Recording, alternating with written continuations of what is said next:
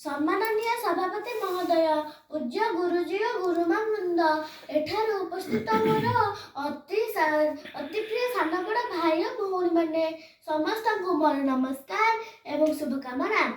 आज विषय वस्तु गणतांत्रिक राष्ट्र छात्र छात्री भूमिका। यही विषय मु किछि कहबाकू जाउअछि। राम देश भारत एक विशाल देश।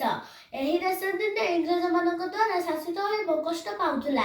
इंग्रेज शासन दिन समय गांधीजी आह्वान शह शह छात्र छात्री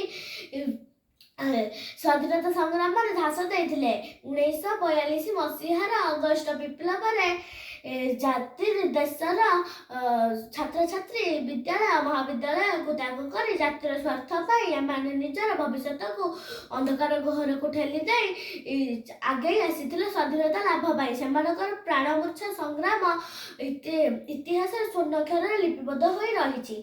देशर दाबी आगे निजर सुख स्वच्छता को संपूर्ण बलि देथिले तत्कालीन छात्र छात्री समाज। एतद व्यतीत समाज संस्कार कुसंस्कार विरोधर संग्राम 1930 मसीहार दिशा निवारण शांतिपूर्ण हड़ताल असहयोग आंदोलन में सक्रिय भाव में अंश ग्रहण करथिले। किंतु वर्तमान आम्भे माने हेउचंती स्वाधीन भारत बा गणतंत्र राष्ट्र छात्र छात्री। आम्भे माने दायित्व और कर्तव्य परिसर बहु विस्तृत। आम देशर संविधान हमको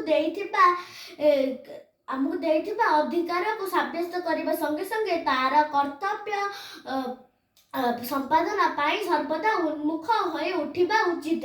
स्वाधीनता पूर्व छात्र छात्री समाज रे आंदोलन थिला स्वाधीनता लाभ निमित्त। मात्र स्वाधीनता पर यही कष्टलब्ध स्वाधीनता को सुरक्षित रखिबा हेउची सबुठार बड़ कर्तव्य।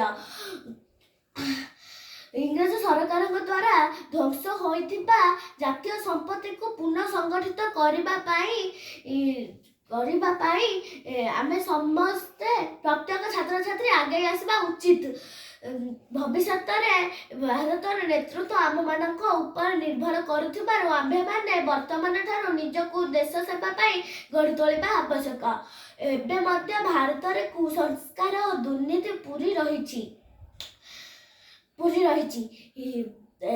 आज विश्व विज्ञान सर्वोच्च शिखर पहुंची सारी आम देश भारत तथापि कुसंस्कार मुक्त हो पारे नहीं। गणतंत्र राष्ट्र छात्र छात्री भारतर चलित अंधविश्वास कुसंस्कार को दूर करने निमित्त विभिन्न पदक्षेप नेबा आवश्यक। एतद व्यतीत स्वाधीन गणतंत्र भारत छात्र छात्री मानक बहुविध कर्तव्य रही। जाति धर्म वर्ण भाषा निर्विशेष